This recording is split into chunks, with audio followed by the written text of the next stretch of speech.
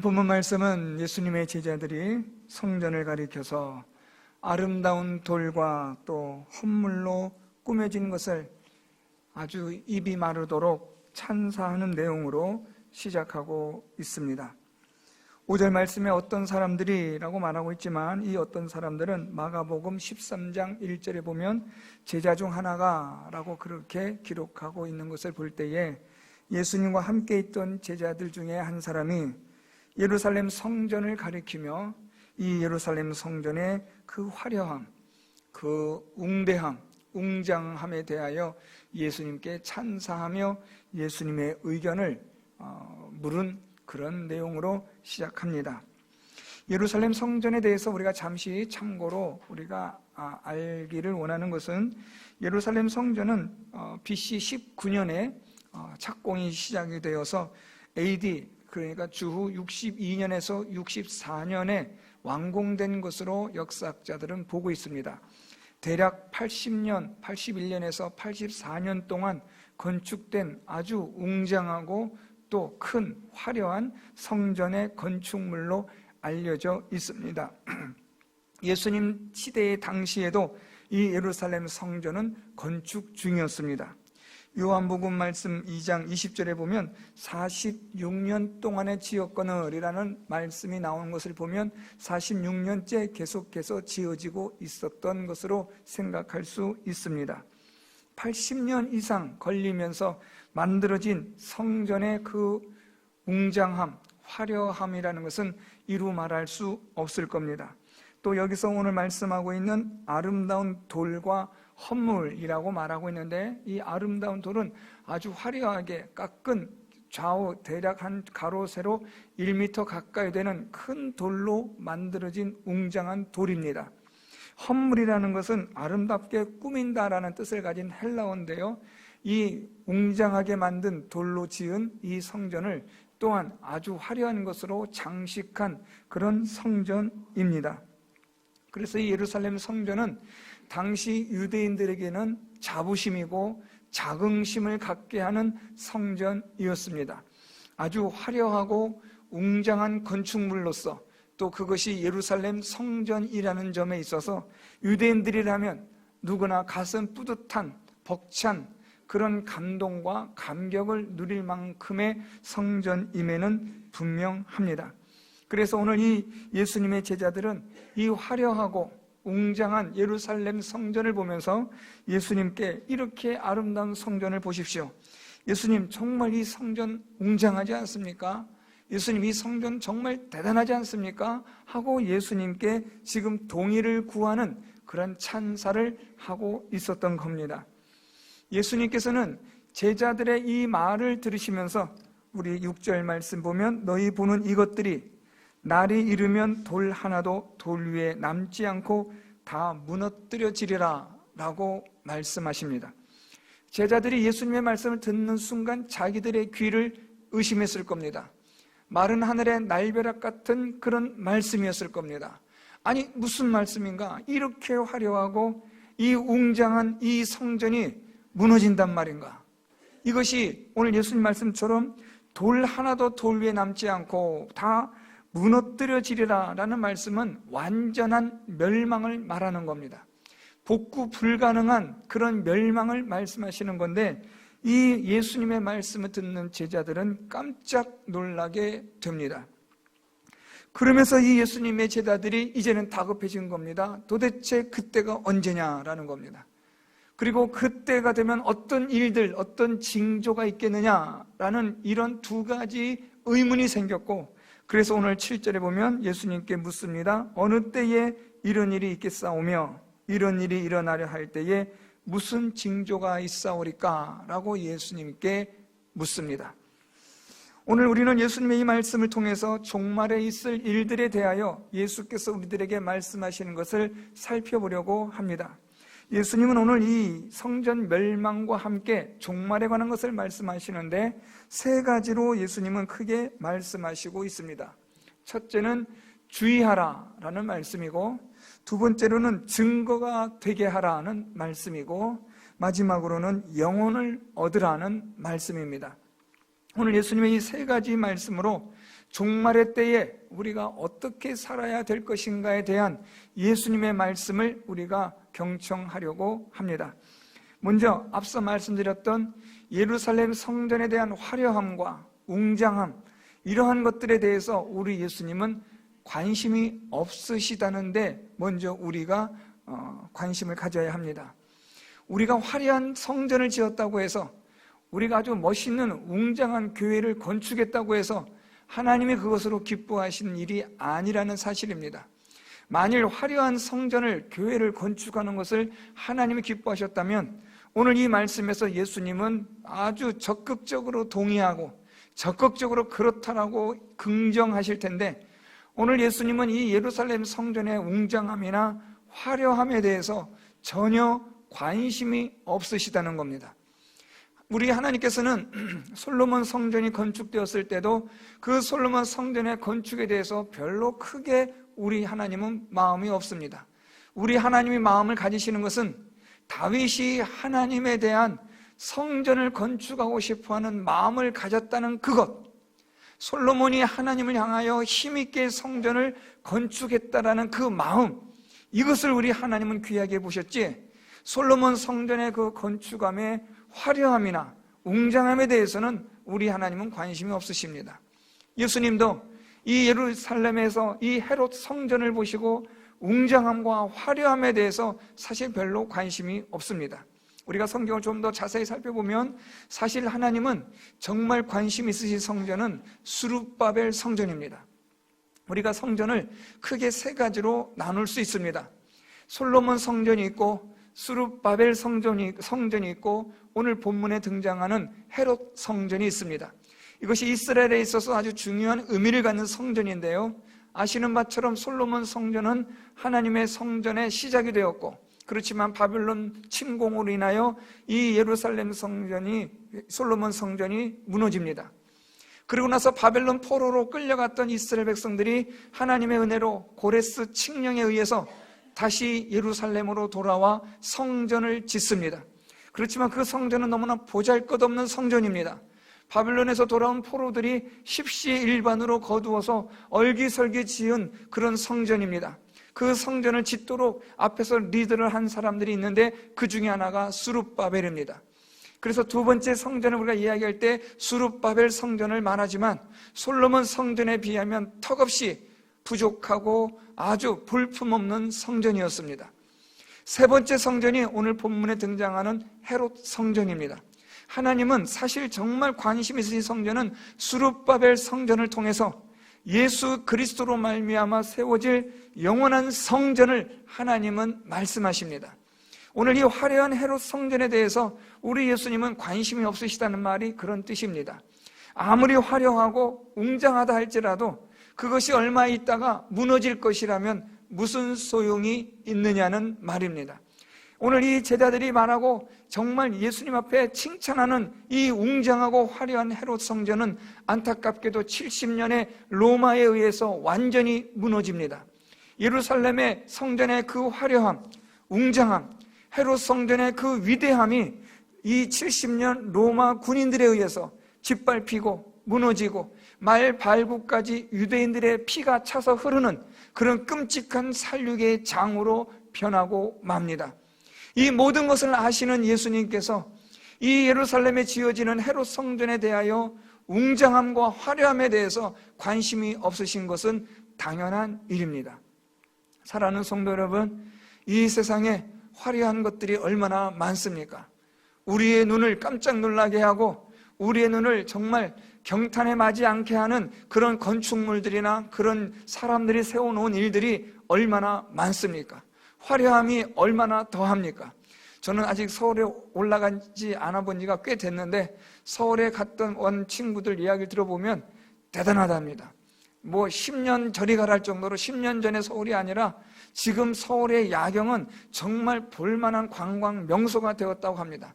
또 강남에 있는 어느 그룹이 지은 아주 엄청나게 높은 그 빌딩에서 바라보면 그 전망은 기가 막히다는 겁니다.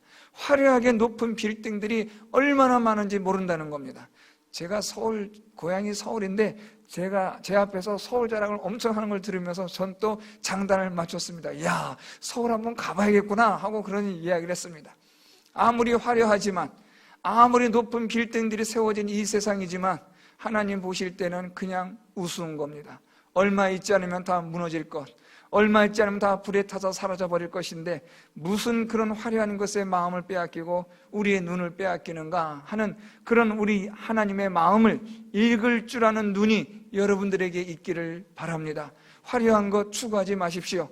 화려한 것 지으려고 하지도 마시고 만들려고 하는 것 하려고도 하지 마십시오. 얼마 있지 않으면, 때가 되면 이 모든 것들은 다 무너지게 되어져 있습니다. 이 세상에 있는 모든 것들 영원한 게 아닙니다. 때가 되면 다 무너집니다. 오늘 예수님께서는 이 종말의 때에 대하여 말씀합니다. 종말의 때가 되면 특히 나타날 징조들이 있는데 그 중에 하나가 오늘 예수님께서 8절에 미혹을 받지 않도록 주의하라고 말씀합니다. 왜냐하면 많은 사람들이 예수님 이름으로 와서 내가 예수라 그렇게 말하며 때가 이르렀다, 종말이 되었다, 마지막 날이 되었다, 나로 인하여 심판이 시작되었다라고 말하는 거짓 그리스도가, 거짓 선지자들이, 우리말로 말하면 이단들이 있을 것이라고 예수님은 말씀합니다. 그들을 따르지 말라고 말씀합니다. 그들은 와서 우리로 하여금 미혹을 받게 한다고 말씀합니다. 이 미혹을 받는다라는 말은 우리로 하여금 길을 잃어버리게 하는 것, 진리에서 떠나게 하는 것을 말합니다. 여러분, 오늘 이 세상에 얼마나 많은 거짓 선생들이, 얼마나 많은 거짓 그리스도들이 잘못된 길로 사람들을 인도하고 있습니까? 잘못된 그런 종말관을 가지고 가정이나 우리의 모든 일상을 다 팽개치고 어느 한 장소에 모여서 재림을 기다리고 종말을 기다려야 된다라고 엉터리로 성경을 가르치는 사람들이 얼마나 많이 있습니까? 잘못된 성경을 잘못되게 가르치고 엉뚱하게 가르쳐서 사람들을 얼마나 많이 진리의 길에서 떠나게 하고 있습니까? 여러분, 오늘 예수님께서 이 종말의 때에 이 종말의 징조들이 나타나는데 특별히 거짓 선생들, 성경을 엉터리로 가르치는 사람들을 주의하라, 조심하라고 말씀하고 있습니다. 왜냐하면 그들은 진리에서 떠나 거짓된 길로 들어서게 하고 진리에서 떠나 길을 잃어버려 방향을 잃어버리고 갈팡질팡하게 하는 그런 자들이 되고 있기 때문입니다. 그래서 오늘 예수님께서는 주의하라, 이런 사람들이 있는데, 거짓 선생들이 있는데 주의하라고 말씀하는 겁니다. 종말의 때가 되면 많은 일들이 일어날 것입니다. 그 중에 하나가 하나님의 거룩한 진리의 말씀을, 이것을 왜곡하는 일들이 있을 것임을 예수님은 이미 말씀하시는 겁니다.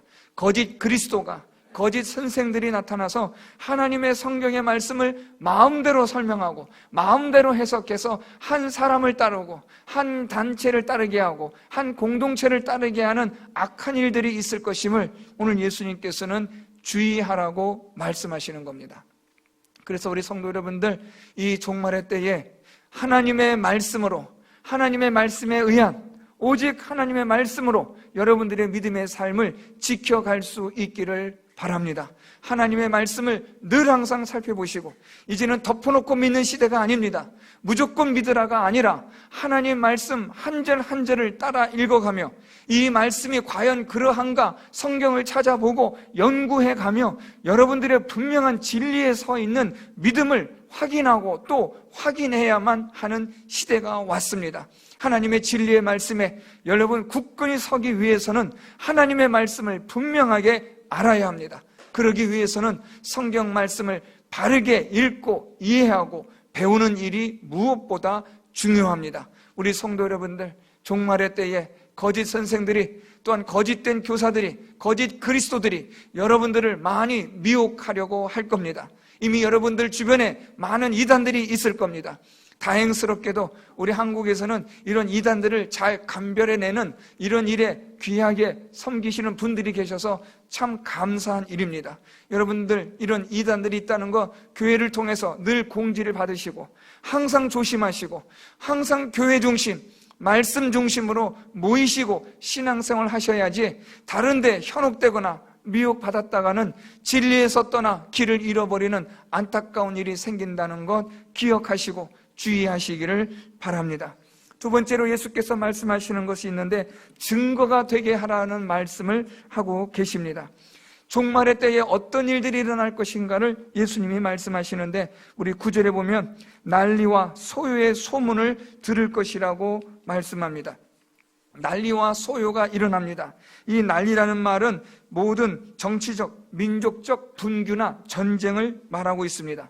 소요는 사회에 무질서한 폭동이 일어나는 것을 뜻하는 말입니다. 여러분, 지금 우리 귀에 가까운 나라에서도 이런 난리와 소요의 소문이 들리고 있습니다. 대통령 선거가 끝나고 나서 미국이라는 나라가 난리와 소요의 소문이 우리 귀에 들려지고 있습니다. 미국뿐 아니라 여러 세계 도처에서 난리와 소요의 소문을 우리는 듣고 있습니다. 10절에 보면 민족이 민족을, 나라가 나라를 대적하여 일어나겠다라고 예수님은 말씀합니다. 맞습니다. 지금 곳곳 세계마다 이런 일들이 일어나고 있습니다. 민족이 민족을 죽이고 나라가 나라를 대적하는 일들이 일어나고 갈등이 이루어지고 있습니다. 지금 계속해서 국경 분쟁이 일어나고 있고 바다에서도 국경 분쟁이 일어나고 있습니다. 우리 가까운 이웃에 있는 나라도 우리나라의 땅을 자기 것이라고 계속해서 엉터리 주장하고 고집하는 일들이 있듯이 이런 일들이 민족과 민족, 나라 대 나라의 분쟁은 끊임없이 일어나고 있습니다. 뿐만 아니라 11절에 보면 큰 지진과 기근과 전염병이 있겠고 무서운 일과 하늘로부터 큰 징조들이 있을 것이라고 예수님은 말씀합니다. 여러분 뉴스를 통해서 보셨지만 지진을 통해서 터키 쪽에 그리스 쪽에 안타까운 생명들이 죽었습니다. 여러분 이런 기근은 우리가 한두 번 들어본 게 아닙니다. 이런 기근은 계속해서 일어나고 있습니다. 이런 지진과 기근이 있고 전염병이 있습니다. 여러분 우리 지금 대한민국과 온 세계가 코로나 바이러스로 인해서 얼마나 심각한 위기를 맞이하고 있는지 너무나 잘 아실 겁니다. 지진과 기근과 전염병이 있겠고 무서운 일도 있을 것이라고 말씀합니다. 여기서 말씀하고 있는 이 무서운 일이라는 헬라어는 끔찍하다라는 뜻입니다. 소름 끼치다라는 말입니다. 사람으로서 어떻게 저렇게 끔찍하게 저런 일을 할 수 있을까? 사람으로서 어떻게 저렇게 잔인하게 할 수 있을까 하는 이런 무서운 일들이 일어날 것이라고 예수님은 말씀하셨습니다. 또한 하늘로부터 큰 징조들이 있어서 이상기후와 이상되어진 것들이 많이 나타날 것이라고 우리 예수님은 말씀하고 있습니다.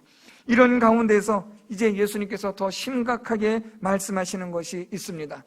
이러한 세계적으로 세계 도처에서 일어나는 지진이나 기근이나 전염병뿐 아니라 무서운 일이나 하늘로부터의 이상한 징조뿐 아니라 난리와 소요의 소문뿐 아니라 예수를 믿는 제자들, 예수 그리스도를 믿는 믿음의 사람들에게도 박해가 있을 것이라고 말씀하시는 겁니다. 그래서 오늘 예수님 말씀에 보면 12절에 내 이름으로 말미암아 너희에게 손을 대어 박해하며 회당과 옥에 넘겨주며 임금들과 집권자들 앞에 끌어가는 일들이 있을 것이라고 말씀합니다.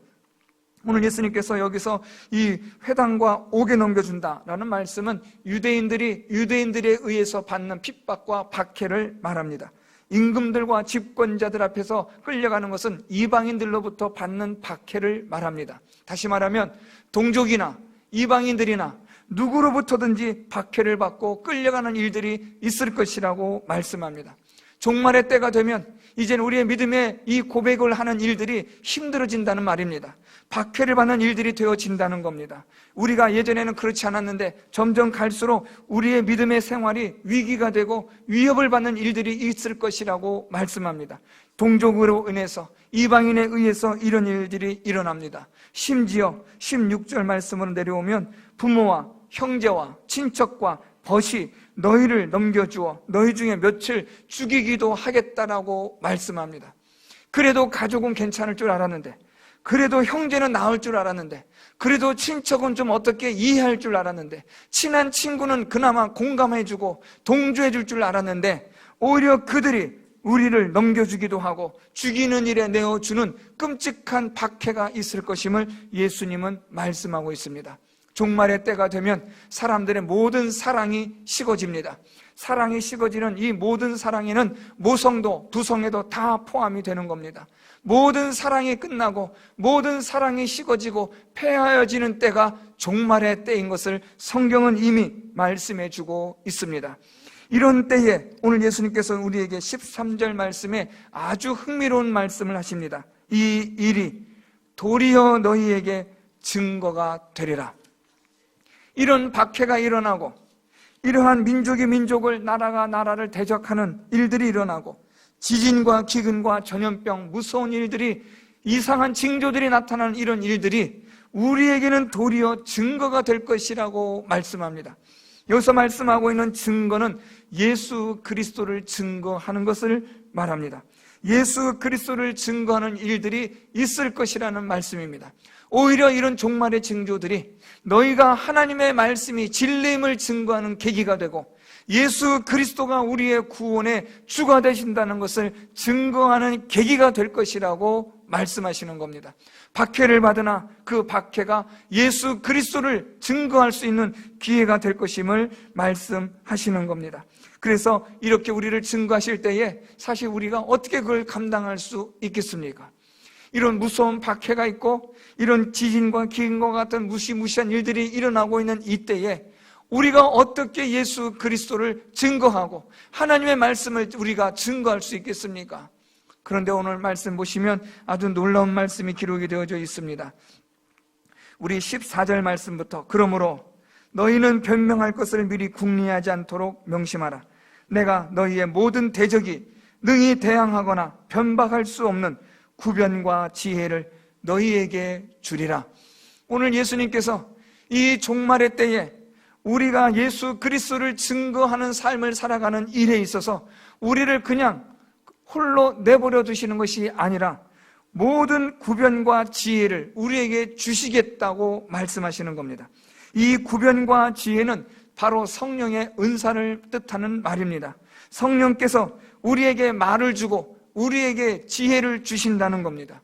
해야 할 때 말을 하게 하시고 침묵할 때는 침묵하게 하시고 때로는 우리에게 놀라운 지혜를 주셔서 우리에게 있어서 그 누구도 우리를 말로 이길 수 없는, 반박할 수 없는 그런 지혜와 말을 성령께서 너희에게 주실 것이라는 말씀입니다. 그렇기 때문에 너희가 어떤 말로 변명할 것을 미리 궁리하지 말라는 겁니다. 이 미리 궁리하다는 말은 미리 외우다, 암기하다, 준비하다는 말입니다.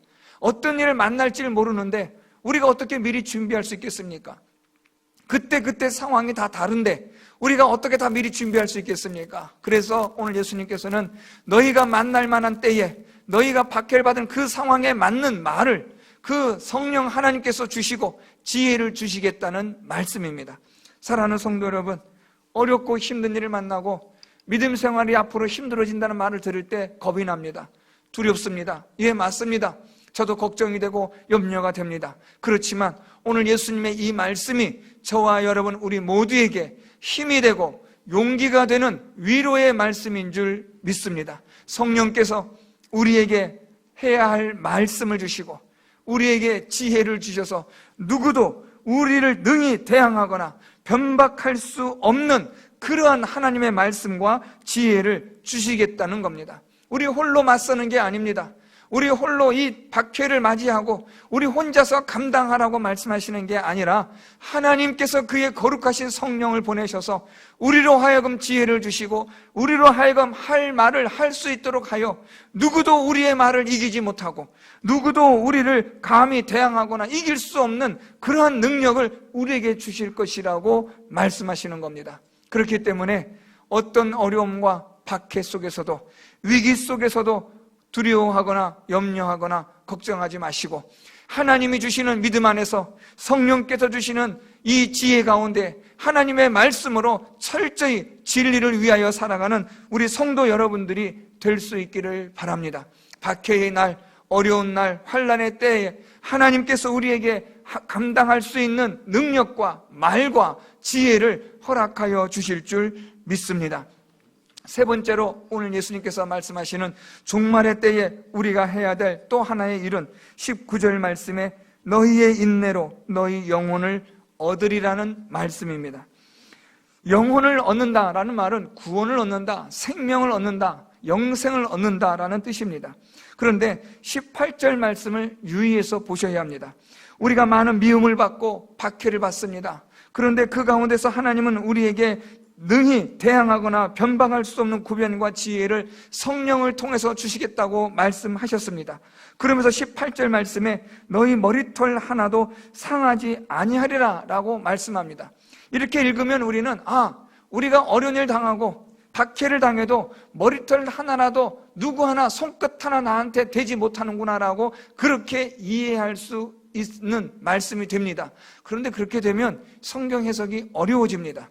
또 이 구절을 잘못 해석해서 이 문자 그대로 우리 머리털 하나도 누구도 나를 건드리지 못하고 상하지 않도록 하나님이 지켜주신다라고 이야기를 해버리고 해석을 해버리면 하나님의 말씀으로 복음으로 인하여 고난을 당하고 죽임을 당했던 사람들에 대한 설명이 되지 않습니다.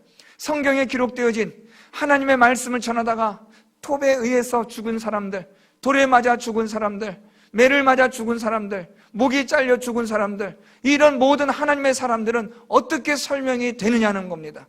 머리털 하나도 하나님이 상하지 않게 해주셨는데 오늘날에도 많은 사람들이 박해를 당하고 핍박을 받고 있지 않습니까? 우리가 돕는 인도에 있는 선교사님 글을 읽어보면 정말 인도에서도 예수를 믿는다는 것 때문에 집안에서 쫓겨나고 가정에서 쫓겨나고 때로는 생명의 위협을 느끼는 그런 어린 아이들이, 자녀들이 있습니다. 그런 청년들이 있습니다. 오늘 예수님의 이 말씀대로라면 그런 일이 일어나면 안 되지 않습니까? 머리털 하나도 상하지 않는다고 말씀하셨는데 그런 어려운 일이 있어서는 안 되는 거 아닙니까? 그런데 생각해 보십시오. 하나님 말씀대로 복음대로 진리대로 사는 사람들이 얼마나 많이 박해를 받고 얼마나 많이 환난 가운데 있고 때로는 매를 맞기도 하고 때로는 쫓겨나가기도 하고 때로는 정신적으로 얼마나 많은 압박을 받고 있습니까? 그렇다면 오늘 머리털 하나도 상하지 않는다는 이 말씀은 이 말씀 문자 그대로 우리가 봐서는 안 된다는 겁니다. 도대체 그렇다면 머리털 하나도 상하지 않는다는 예수님의 이 말씀 무슨 뜻이냐라는 겁니다. 이 말씀은 곧 그 다음 19절 말씀으로 연결이 됩니다. 머리털 하나도 상하지 아니하리라 너희의 인내로 너희 영혼을 얻으리라. 이렇게 이 말씀을 18절과 19절을 같이 읽으셔야 합니다. 우리가 핍박을 받습니다. 우리가 어려움을 겪습니다. 때로는 매를 맞습니다. 돌로 맞습니다. 그렇지만 하나님께서 머리털 하나도 상하지 않도록 우리 영혼을 구원하여 주시겠다는 말씀입니다.